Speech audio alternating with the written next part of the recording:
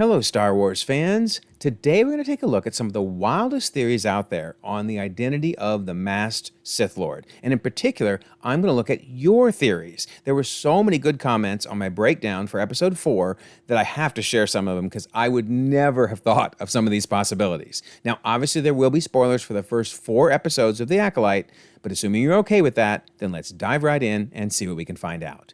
Don't forget, we have a June contest running all month long. Be a subscriber, leave a comment, win a book or a steelbook. Best of luck. And we have a membership option with lots of cool perks, so make sure to check that out in case you might be interested.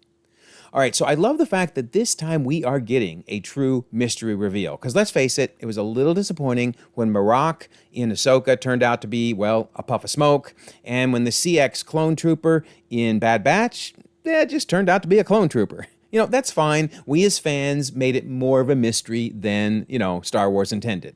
But not this time around.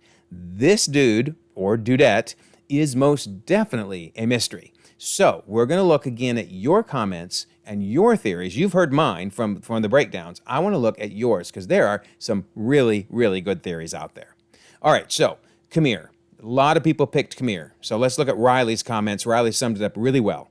Riley says, all right, I wasn't sure when the theory started, but May's master is absolutely Qimir. He talks like a Sith Lord. He can fight like a Sith Lord. He changed the subject very quickly when May asked if he knew the Sith's identity, and he disappeared from the episode right before the Sith master shows up, and out of nowhere kills Kelnaka, even though the master would have no way of knowing May had betrayed him unless it was Qimir. Wow.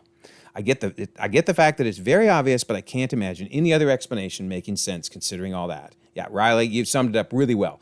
Qimir has got to be the #1 candidate for that Sith master. However, there are a lot of other candidates that were suggested in the comments. Vernestra. In fact, I brought up Vernestra. I really think Vernestra is pretty sus. But we hit this comment from Baby Yoda Waffles. Says the only way to kill a Jedi without a weapon is to turn them Sith. My guess, Vernestra is a Sith Lord, Qimir is the apprentice, May and Osha can fulfill the doctrine of the dyad, which is why 4 Jedi were stationed on Brendok. Okay, I love that. We also get this one from Duffy. Craziest theory out there is that Vernestra is Darth Smile. Showrunners said that the 5th episode is the craziest one to break the internet. So yeah, I can't wait for the 5th episode. But there's another vote for Vernestra. Okay, what else do we have? Mother Aniseya. Now, granted, we saw Mother Aniseya's body. It sure looked like she was dead. But honestly, at this point, unless their corpse is beheaded, I'm betting anybody may come back, may not be dead, right? So, Johnny, a 3-putt, said, it's because the Sith have not returned. It's a witch with a lightsaber. Mama is back. Look at the height of Kylo Grin. I love that. Next to Osha. He's taller. Or she's taller, as the case may be. Good point. Height is an interesting point there. Then we get another comment from Cedric Rooney. Says the main witch is the dark side user. She's the only one with the personal motivation to kill those particular Jedi. Yep, good point. And then I love this. Lee Mallison says it really simply. It's the mother. Okay, Mother Aniseya, a lot of votes for her. How about Mother Koril? Now, granted, it's a little tough for her to potentially fit under the mask with those horns, so I can see how maybe that doesn't make her a very good candidate, but I will throw out that Serenity kind of just said in general, based on the last episode, my theory is the Master is one of the witches. Just like they thought May died, they think all the witches died, but they didn't. So Serenity's not necessarily saying Koril, but really any of those witches. But probably for it to be a random witch, that would kind of be a letdown, right? You kind of hope it's a named character. So could be Aniseya, could be Koril. Certainly both are possibilities. So, okay, very good picks, very good picks. And then this one, wild pick. Did not see this one coming. How about Indara? Okay, we saw Indara die, right? Surely it can't be Indara, but did she die? Was it a fake out? It would mean that the Jedi didn't realize she died, I guess. They all thought she died. I don't know. This will be a tricky one, but I will say there's definitely some strange things going on. Notice Indara's eye and the 2 dots by it. In the flashback episode, she only had 1 dot. So I don't know if that has anything to do with her death, but I just want to point out there's definitely some stuff going on with her that we don't know about, right? So I don't know what that dot and versus 2 dots is all about, but something's going on. Well, anyway, we do get this comment from Michael. who says, "It's Indara behind the mask and was obvious from the first episode. Carrie-Anne Moss said on the interview that she had to be secretive on set and her wardrobe had to be hidden. Also, her figure is the same in size and height as the masked Sith. It's a classic noir. You could tell from the first shot on screen it was her." Wow. So I didn't even consider Indara, but Michael is so confident that he says it was from the first shot that we saw Carrie-Anne Moss that we knew it was her. Okay. Hey, I like that theory. I mean, that would be a major reveal. They got some explaining to do if it's Indara, but wow, wow, wow. Okay. If Indara wasn't wild enough, man, now we're going to move to some really, really interesting theories. But first, a couple wild card picks. There's no way this is who the Sith Master is, but just for fun, we had two hilarious comments. The first was, "I think the Master is Darth Jar Jar." Because of course it is. It has to be Jar Jar, doesn't it? Come on. I mean, Alex, you nailed it, buddy. It's got to be Jar Jar. Or if it's not Jar Jar, I love this one. I'm just saying, Darth Basil. Look at that face. How guilty does that dude look? In fact, Basil vanished right before that master showed up. And hey, if Basil puts on stilts, boom, you got your Sith Lord right there. Looks as suspicious as the day is long. I love it. Anyway, all right. Crazy picks aside, now, this is an interesting theory that some folks have come up with. They point out that maybe the master, who we're calling the master with the mask, is actually the apprentice of another Sith. Because keep in mind, May made a deal.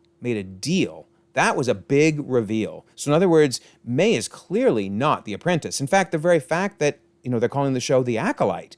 Acolyte is not breaking the rule of two. You can have a ton of acolytes. That's not an apprentice. Those are just helpers who make deals, right? So just really keep that in mind, that the rule of two does not include May, nor Qimir, or anybody who might be working with the master, okay? Also keep in mind that the master collects people.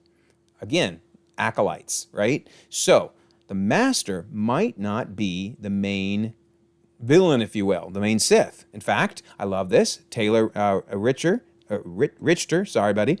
Taylor says, Qimir is definitely May's master, but the real question is who is the master that's hiding in the shadows? Okay, so basically, Qimir is the dude in the mask, but who is controlling Qimir?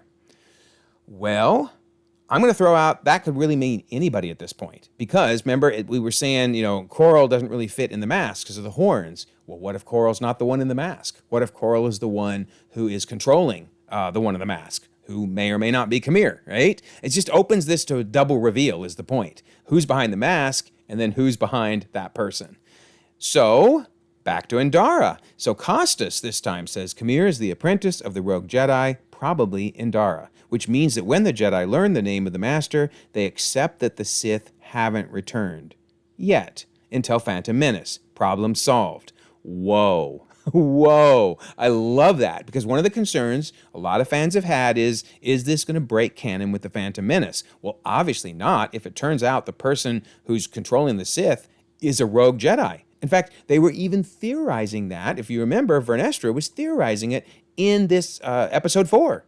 It was saying it has to be a Jedi. It has to be.